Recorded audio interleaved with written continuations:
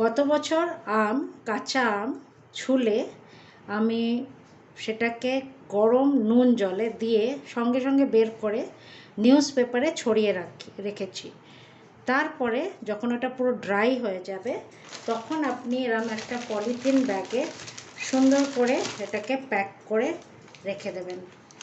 যখন আপনার দরকার হবে পলিথিন থেকে বের করে নিয়ে এরম করে পলিথিন ব্যাগে আমি নিয়ে এটা এখন ডিপ ফ্রিজে রেখে দেব। যখন আপনার দরকার হবে তখন আপনি 4 টুকরো দরকার সেটা বের করে নিয়ে একটু জলে রেখে দেবেন যাতে ডিফ্রস্ট হয়ে যায়। এটা হচ্ছে পদ্ধতি আম রাখার। আর বুঝবেন কি করে এটা পুরনো? একটু দেখবেন একটু হলদেটে রং, কিন্তু আমের স্বাদ কিন্তু যেরামকার সেরামই পাবেন। এটা আমি অনেক বছর ধরেই করি। এই আম আমার যেরামকার সেরাম থাকে।